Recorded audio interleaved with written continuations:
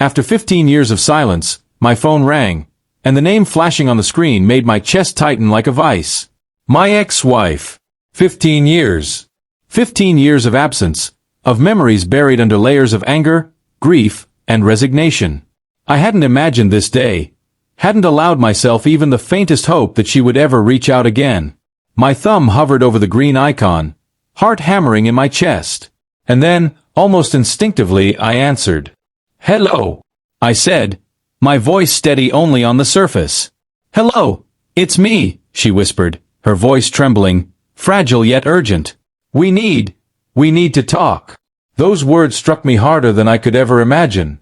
My mind froze. We were strangers now, yet here she was, slicing through 15 years of silence as if time had never passed. "Talk about what?"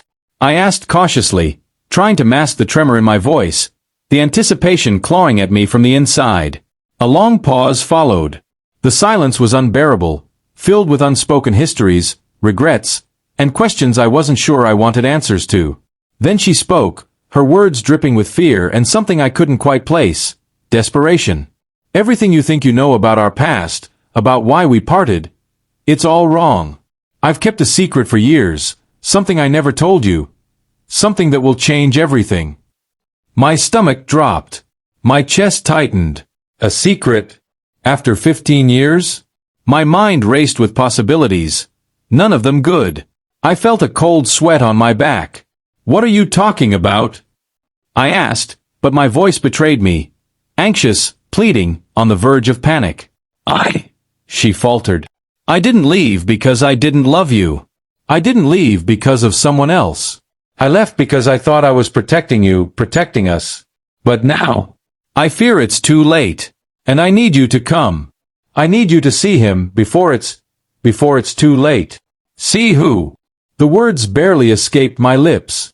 My pulse was racing, my entire body trembling as if some unseen force was pulling me toward something terrifying. "My son," she whispered. "Our son. He's alive. And he's in danger." The world tilted, the room spinning around me. My son. A son I didn't know existed?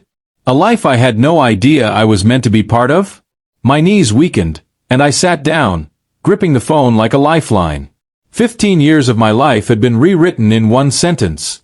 She gave me an address, a place at the edge of the city, abandoned, shadowed, ominous. She warned me not to tell anyone, not even the police. "They're watching," she said, voice barely a whisper. "They know. If we're not careful, we'll lose him forever." Fear and rage collided in my chest. Every memory of our past, the laughter, the arguments, the promises, screamed at me, demanding action, demanding revenge, demanding protection. And I ran, heart pounding, hands shaking, mind spinning.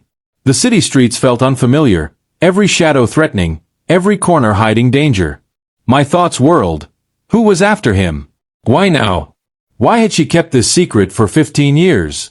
When I arrived at the dilapidated building, my heart nearly stopped. The door was slightly ajar, creaking as if warning me not to enter.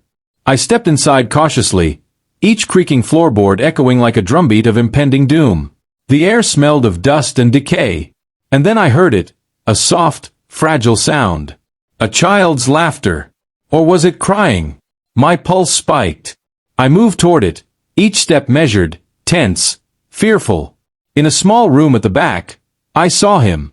A boy, no older than 10, with eyes that mirrored my own. Confusion and recognition warred on his face, innocent yet piercing. And then, she appeared behind him, older, frail, trembling, her entire being radiating urgency and desperation. "I'm so sorry," she whispered, collapsing into my arms. I tried to protect him. I tried to keep him safe. But I failed. I held them both, heart in my throat, mind spinning.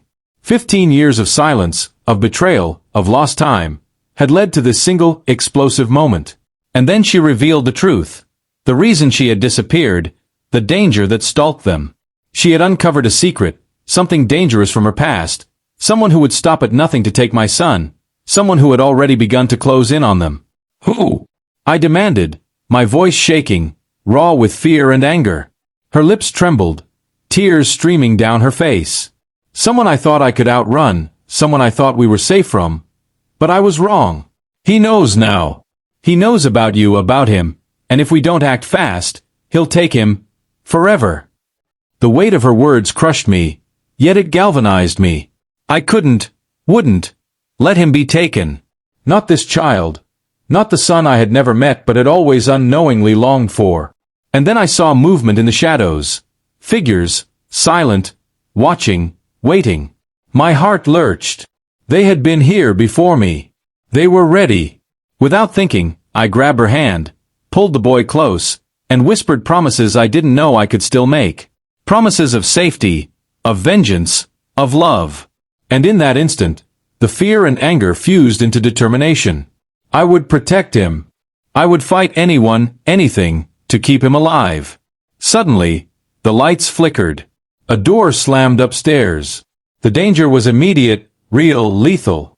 I could hear footsteps, fast, heavy, calculated. Whoever was after them was closing in. My mind raced, trying to find a plan, a way to escape, a way to survive.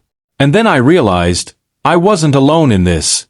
She had given me the truth, the key to protect them, to finally confront the ghosts of the past. 15 years of silence had led to this storm, and now it was time to face it head-on. As the first shadow moved into the room, I felt an unexpected clarity. This was my son, my responsibility, my legacy. And as I braced for the confrontation, holding the boy tightly, I knew one thing with certainty. Whatever happened next, nothing would ever be the same. The past, with all its pain, betrayal, and silence, had collided with the present, explosive and unrelenting. And at that moment, with danger closing in and my heart racing like a drum, I realized the most harrowing truth. Sometimes, silence hides not peace, but a storm waiting to destroy everything you thought you knew, everything you thought you had survived, and everything you had yet to fight for. The door burst open, shadows looming, and I braced myself, the boy trembling in my arms, her face etched with fear. And as I stared into the darkness, my heart pounding, I whispered under my breath, "We're not running. Not this time. Not ever."